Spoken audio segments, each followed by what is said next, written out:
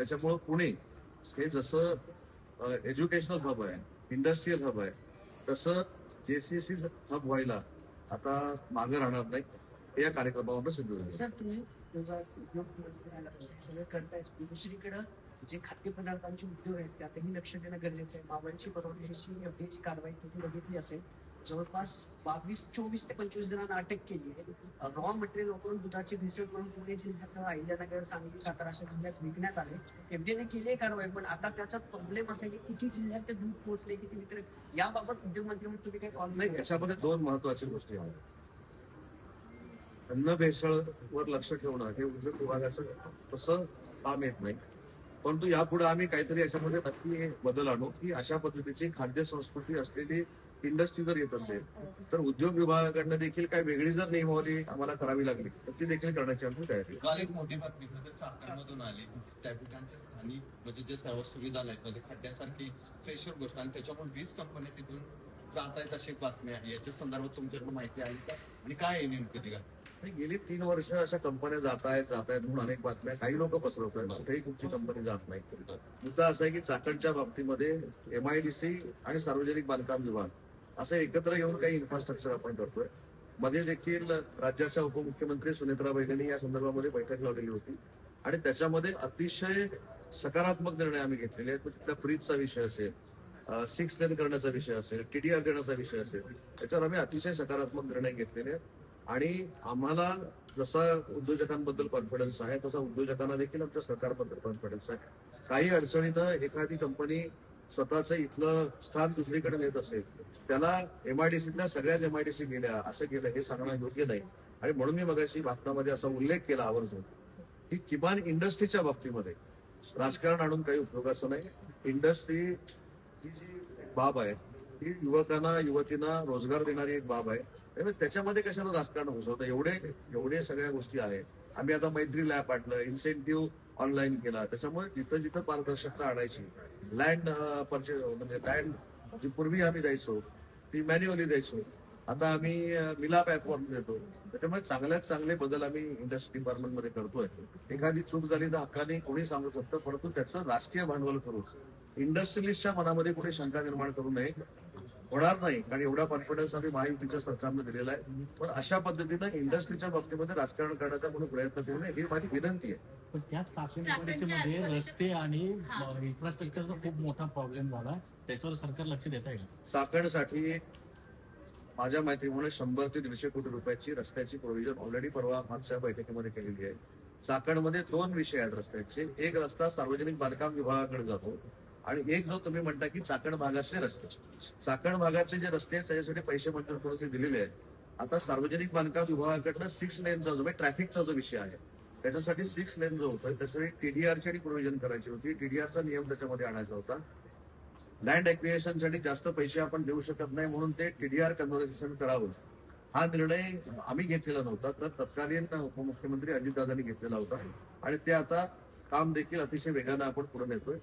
1 वर्ष 1.5 वर्षामध्ये हे सगळे रस्त्याचे प्रश्न इथे सुटतील. सर, राजकीय प्रश्न असा आहे की काल शरद पवारांचे खासदार सगळेच जवळपास पंतप्रधानांना भेटले आणि पवार म्हणतात की 17 तारखेला मुद्दा काहीतरी होईल. एलिमिनेशनच्या बाजूने सगळे खासदार मतदान करतील असं तुम्हाला वाटतं आणि देशात मुक्त करण्याची तयारी करायची. आता हे रोहितजी पवारला विचारलं पाहिजे. ते म्हटले 17 तारखेला काहीतरी घडेल. आता 17 तारखेला खतरा आहे की काय चांगलं घडणार आहे तेच सांगू शकतात. समितीची काल बैठक झाली मुंबईत, तर त्याच्या ठाकरेंची काय वारंवार असं त्यालाच अनुषंगाने काय आणखी तुमच्याकडे टायगर ऑपरेशन सुरुवात होईल? या सगळ्या गोष्टीला मी अनेक वेळा सांगितलं की टायगर ऑपरेशन आपण काय ते 1, 2, 3 काय 0, 1, 0, 2 असं म्हणण्याची आवश्यकता नाही. रोजच माननीय शिंदे साहेबांच्या नेतृत्वाखाली पक्षप्रवेश होत आहे.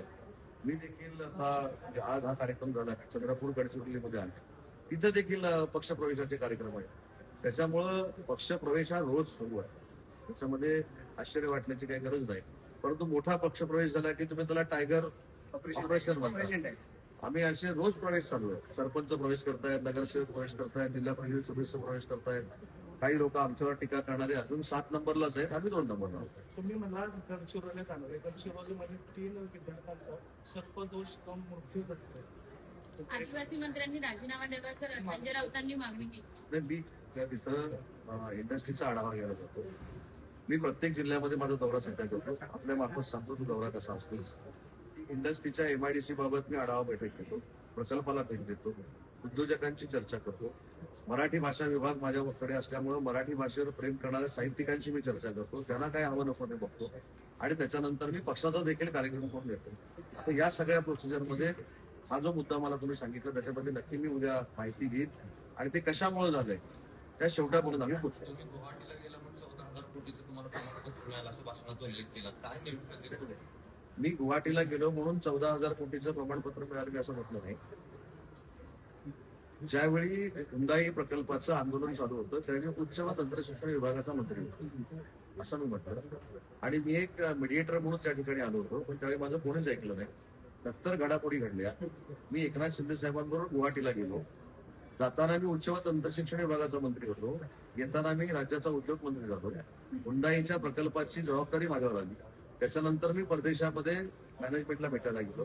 तेव्हा मॅनेजमेंटनं असं सांगितलं की आता देशाचे पंतप्रधान नरेंद्र मोदी साहेबांच्या विचाराचं उद्योजकांना पाठिंबा देणारं सरकार महाराष्ट्रामध्ये आलेलं आहे. म्हणून आम्ही हुंदाई प्रकल्प आता महाराष्ट्रामध्येच घेऊन येणार. हे म्हटल्यानंतर मी असं म्हटलं की गुवाहाटीला गेल्यामुळं हुंदाई सारख्या प्रकल्पाचं सर्टिफिकेट आम्हाला मिळालं. दुसरी गोष्ट की डावोसवरून तुम्ही म्हटलं की पत्रकार परिषद कोण पत्रकार परिषदेचा जाता की ते मी कशाला सांगणार आहे? तुम्हाला सगळं माहिती आहे. कोण पत्रकार परिषद घेतं, कोण पत्रकार परिषद नाही घेतं. दावोसची अंमलबजावणी होतच नाही असं सांगतात. आता दावोसची अंमलबजावणी होत नाही असं जर सांगत असेल तर हुंदाई कसं सुरू झालं? त्यामुळं तुमचं आईस्क्रीम आहे ना ते कसं सुरू झालं? अजून आता संभाजीनगरचं JSWचा प्रकल्प सुरू होईल, अथरचा प्रकल्प सुरू होईल, किर्लोस्कर टोयोटाचा प्रकल्प सुरू होईल. नाही नाही, त्यांचं म्हणणं असं आहे की ह्या कंपन्या भारतातल्या आहेत. मग तुम्ही एवढा खर्च कोट्यावधी खर्च करून डावसला का झाला? इथं का वाईट आहे? मुद्दा असा आहे की स्वतःचा काही संबंध नसताना काही लोक डावसला जाऊन आले तेव्हा आम्ही काय बोललो का? आणि कोणावर टीका करत नाही, तो त्यांचा अधिकार आहे. काय संबंध होता? खरं मुख्यमंत्री मोदी जातात आणि इंडस्ट्रियल मिनिस्टर जातात. इंडस्ट्रियल मिनिस्टर, पर्यावरण मंत्री, ऊर्जा मंत्रींची ओळखी, ऊर्जा मंत्रीचे अजून काही मंडळी. तेव्हा मला त्याच्यावर टीका करायची नाही. माझं फक्त म्हणणं एवढंच आहे की दावोसमधनं मला अभिमान आहे. खरं तुमच्यामधला देखील एखादा उद्योजक जर महाराष्ट्रातला तयार झाला आणि त्यानं कोलॅबरेशन परदेशातल्या तुमच्या बँकेबरोबर केलं किंवा इंडस्ट्रीज बरोबर केलं आणि तो जर FDI घेऊन येत असेल आणि मराठी माणूस जर डावोसला जाऊन तिथं करार करत असेल तर याच्यासारखी अभिमानाची गोष्ट नाही. पण त्याच्यामध्ये फक्त बघितलं पाहिजे की महाराष्ट्रातला माणूस जरी असला तरी तो FDI आणतोय का, तो फॉरेन करन्सी आणतो का? तो आणतोय ना. ते पुराव्यानिशी आम्ही सिद्ध केले. त्याच्यामुळे पुराव्यानिशी सिद्ध नुसतं नाही केलं. गुजरातला प्रकल्प जाणार म्हणून सांगितल्यानंतर पहिल्यांदा व्हाईट पेपर आपण काढला. त्याला श्वेतपत्रिका आपण म्हणतो. ती श्वेतपत्रिका आपण विधानसभेमध्ये काढली. हे सगळं पत्रकार परिषदेत विधानसभेच्या बाहेर बोलतात. मग श्वेतपत्रिका काढल्यानंतर यांचं तोंड कोणी धरलं होतं? मी जर खोटी श्वेतपत्रिका काढलेली आहे, मी जर व्हाईट पेपर चुकीचा काढलेला आहे तर माध्यम आहे ना विधानसभेचं मला अडचणीत आणण्याचं. विधानसभेमध्ये काय बोलायचं नाही, श्वेतपत्रिका मान्य करायची आणि बाहेर येऊन पॉलिटिकली बोलायचं हे काही योग्य नाही. आणि अजून एक सांगतो, या अधिवेशनामध्ये मी जाहीर केलेलं आहे की दावोसमध्ये जे प्रकल्प आम्ही आणले त्याची नक्की अंमलबजावणी जी काही 75% पर्यंत चालू आहे त्याची देखील भगवी पत्रिका आम्ही काढणार आहोत. त्यावेळी माझ्यावर आक्षेप घ्यावा विधानसभेत. विधानसभेमध्ये काय बोलायचं नाही, विधानसभेमध्ये बसायचं नाही आणि त्याच्यानंतर बाहेर येऊन बोलायचं, याला काहीच अर्थ नाही. कर्नाटक आणि गुजरातमध्ये आपल्या इंडस्ट्रीला इलेक्ट्रिसिटीची बिल कमी येतात पण महाराष्ट्रात खूप जास्त आहे. हा पण बघा एक गैरसमज आहे. आता अल्ट्रा मेगा प्रोजेक्ट असेल, मेगा प्रोजेक्ट असेल किंवा MSME असेल तर आम्हाला कॅबिनेट सब कमिटीला अधिकार दिलेले आहे की 7 रुपयाचं जे युनिट आहे ते अजून 2 रुपयानं 3 रुपयानं कमी करण्याचे आम्हाला अधिकार आहे. त्याच्यामुळे बाकीच्या राज्यांपेक्षा कॅबिनेट सब कमिटीमध्ये जाऊन आम्ही युनिटला पैसे नक्की देतो ते आम्हाला माहिती आहे. परंतु एखाद्या प्रकल्पानं प्रायव्हेट प्रकल्प असेल आणि प्रायव्हेट प्रकल्प जर आमच्याकडे आलाच नाही तर आमचा नाही इलाज आहे. त्याच्यामुळे मुद्दा असा आहे की महाराष्ट्र राज्य पूर्वी देखील ज्यावेळी एकनाथ शिंदे साहेब मुख्यमंत्री होते, आता देवेंद्रजी मुख्यमंत्री आहेत, दोघांच्या नेतृत्वाखाली, सुमित्रा वेलींच्या नेतृत्वाखाली अतिशय उद्योजकांना पूरक असं आम्ही वातावरण तयार केलं. शिरूर MIDC ला विरोध होतोय कुठे कुठे शिरूर MIDC ते शिरोळ एमआयडीसीला जर विरोध होत असेल, मला अजून काही कल्पना नाही, परंतु विरोध जर होत असेल तर शेतकऱ्यांना विश्वासात घेतलं जाईल, शेतकऱ्यांच्या शंका दूर केल्या जातील आणि शेतकऱ्यांना विश्वासात घेऊनच पुढचं पाऊल टाकलं जाईल. एकच मिनिट.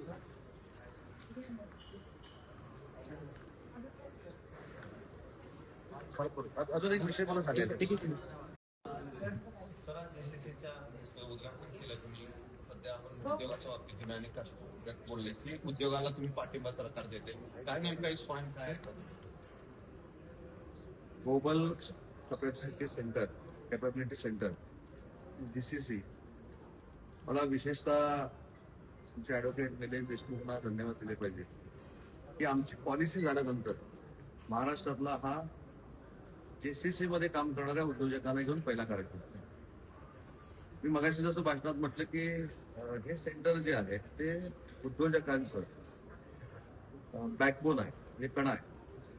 एखाद्या इंडस्ट्रीसाठी हे सेंटर जेव्हा काम करतं त्याच्यामधनं एम्प्लॉयमेंट जनरेशन देखील होतं, मुलांना न्याय मिळतो. न्यायाच्या काळामध्ये नोकऱ्या युवकांच्या जातील अशा पद्धतीचे जे काही फेक नरेटिव्ह सेट करण्याचं काम चालू आहे त्याला हे आजचा कार्यक्रम हे उत्तर आहे.